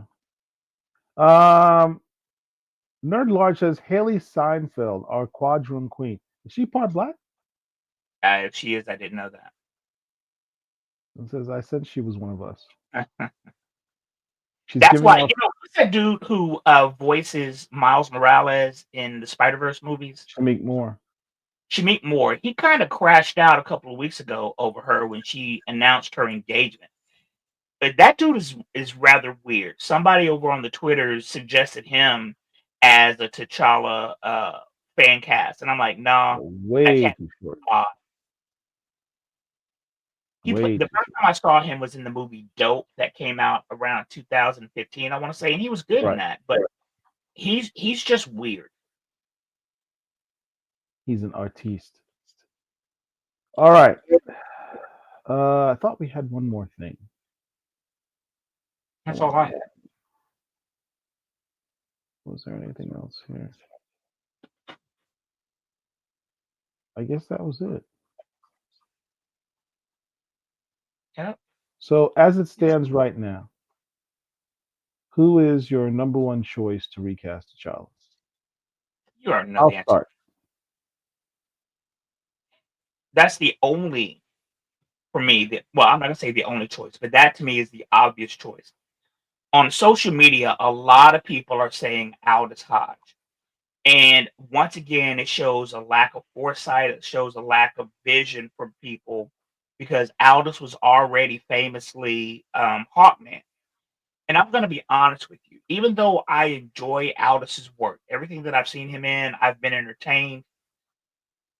I'm not going to say he's a particularly strong actor. I just finished Cross about 2 weeks ago. There's a series on Amazon Prime where he plays Alex Cross, who was first brought to the big screen with Morgan Freeman back around 1993 or 94, and was subsequently played by Tyler Perry. This is the third actor to play that particular role. I understand that people are attracted to him. I understand that he is physically fit. He is not a strong actor. I'm sorry. He's just not. The guy who played what do you call it? The Old Spice guy is in this role. He did better. What's his name? Muhammad something or another. I can't remember his name. Somebody in the chat will tell us. But he did better to me in the series than his name is like Mustafa something. Yes, something Mustafa. Yes, absolutely right. He did better in the series to me than Aldous Hodge did. Aldous Hodge is not a horrible actor, but he's not the strongest actor. And I think that Damson Idris is a better actor than Aldous Hodge. Damson Idris is a phenomenal actor. Very, very, very, very good actor. People might say, well, he's too skinny, he can't do action. He actually did an action film for Netflix where he played a soldier. He can do action as well. He can do action. He is small, but I mean that's nothing to give him some protein shake in that Marvel diet that Marvel gives people personal trainers. Exactly right. He's got the right height. He's got the right age. He's got the right lineage because he's literally of African heritage because his parents are immigrants to England from Africa. I want to say Nigeria. He can do the accent. I have no doubt because I didn't know that the brother was English until after season 1. I've actually heard him emulate his his Nigerian accent, and he does it. He does it quite well. Yeah. So he's the number one choice for me. So we'll see. There was also rumors that some prominent black actor, was already offered the role and turned it down. And they never said who it was or the reason why they did. Maybe it was because they were booked and busy. Maybe it was because they didn't like the direction because it was an older, the Haitian bastard child. We don't know. Hopefully it wasn't him. Hopefully he is recast as T'Challa, son of T'Chaka, at some point. Fatal says No, John he's Denzel not. Washington. No, he's not. No, he is not. He is a horrible actor. He's an actual He's not horrible a actor. horrible actor. He I is just a don't think horrible he's a actor. good enough actor. He is not a good actor at all. And he's too short. All right. What are the comments, are there? That was weird. The rest of it has to do with ordering Blood Wars from Kickstarter. No. I ordered that. All right. Anything else you got, Mark? That's it, man. Screw Ohio State. Screw Notre Dame.